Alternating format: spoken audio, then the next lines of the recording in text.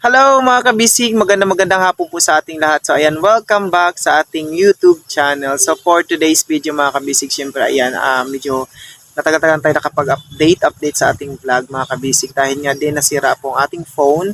So ayan, dahil nalaglag sa tubig dagat. So ngayon nakapag-vlog na po tayo ulit. So ngayon mga kabisig, gusto ko lang naman i-update sa inyo yung ating mga munting garden dito sa restaurant, sa gilid ng restaurant, ating small backyard garden mga kabisig. So gusto ko lang ipakita sa inyo kung kamusta na ba sila ngayong umaga, ngayong hapon. Charlie, hapon na po ngayon. So ayan. So by the way, ayan, kung bago na kayo sa akin YouTube channel, please don't forget to subscribe.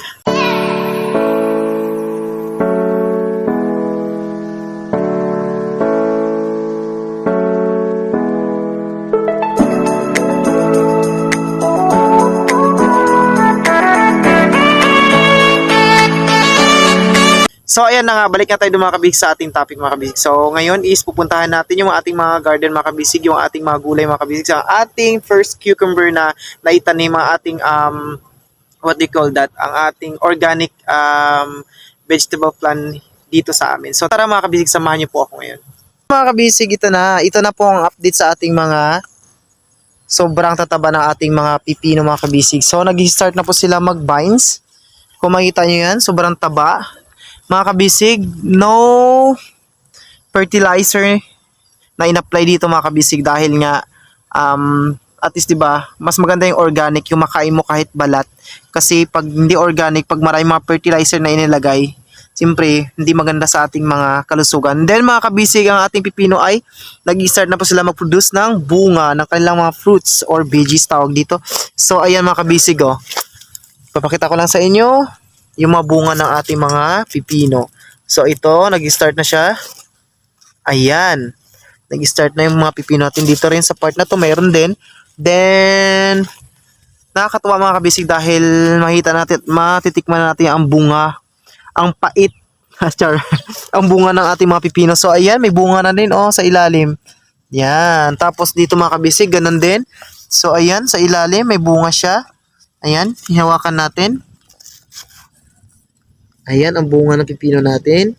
Diba? So nakakatuwa mga kabisig dahil sa hirap at ginhawa is magkasama-sama pa rin kami. Char, sa hirap at ginhawa. So ito ang ating first bunga ng pipino natin.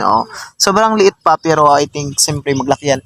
So alagaan natin mga kabisig para magbunga at mag-produce ng maraming bunga ang ating mga pipino. Diba? So yan, ang dami nila, ang tataba ng pipino natin. So ito lang mga kabisig. So kailangan natin i-prune para kasi pag masyadong mataba ang isang prutas or isang gulay mga kabisig, kailangan natin i-pruning kasi bakit? Kasi yung taba ay aagaw sa kanyang sa pagpuproduce ng bunga mga kabisig. So kailangan i-pruning natin tong mga dahon na to. Then ibang mga vines kailangan tanggalin mga kabisig para doon siya magpo-focus yung taba sa bunga ng ating mga gulay mga kabisig. So soon ipupruning natin siya mga kabisig. So ayan. So ngayon mga kabisig, siyempre update natin kayo ulit sa ating mga ayan. 'Di ba? Sobrang daming bunga ng ating mga kamatis mga kabisig. So yan, 'di ba? Yan. Ganyan karami ng bunga ng ating mga kamatis mga kabisig. Actually, kaninang umaga nag-harvest tayo ng bunga. Ang first hinog ng ating mga kamatis mga kabisig, nag-harvest tayo. So hindi ko na po napakita ang ating mga na-harvest na hinog ng mga kamatis mga kabisig. So ayan, kung makita nyo, may mga hinog na rin dito mga kabisig sa ilalim. Ayan, ayan. Yan, mga hinog na rin mga kabisig. Pero hayaan lang muna natin dyan. So pag gusto natin kumain ng kamatis, so why not, hindi natin pitasin mga kabisig. So kung makita nyo dyan, sobrang daming bunga at ang lalaki ng mga bunga niya mga kabisig sa isang, look. Diba?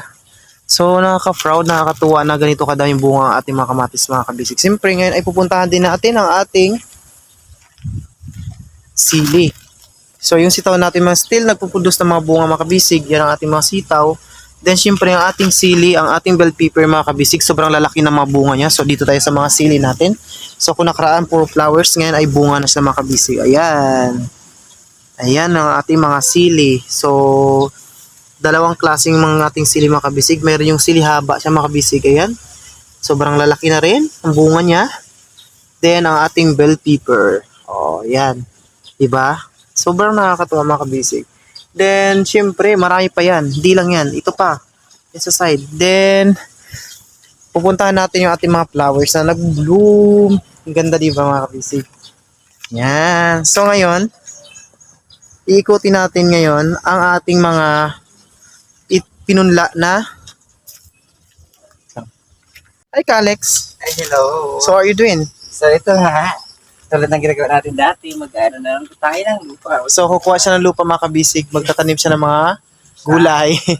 So, pupuntahan natin yung ating picture na pinunla mga kabisig kung gaano sila kalaki. So, mayroon na silang mga dahon. So, I think next week ay pwede natin silang itanim sa kanya-kanyang mga lupa. So, ayan, malaki na sa mga kabisig. So, sobrang daming bunga. Siyempre, may sili tayo dito. Itong sili natin, mga ilang months na rin to dito. Matagal-tagal to mga kabisig. Siyempre, yung ating papaya, nag-start na sila mamulaklak. Yan, di ba? Nakakatuwa. So, ganun din dito ang ating mga pichay. Ayan, sobrang lalaki na nila mga kabisig. So, dito ang pinakamas marami yung pichay natin na tumubo. So, ayan. So, maybe next week or next day is pwede natin to sa ilipat sa kanyang mga sa game prepared natin na bed doon sa mga binungkal-bungkal natin. So doon natin sila i-transfer para maging malusog at lumaki na sa mga kabisig at ma-harvest natin soon. So ayan mga kabisig. So thank you so much. Hanggang dito na lang po. Bye! See you in the next vlog!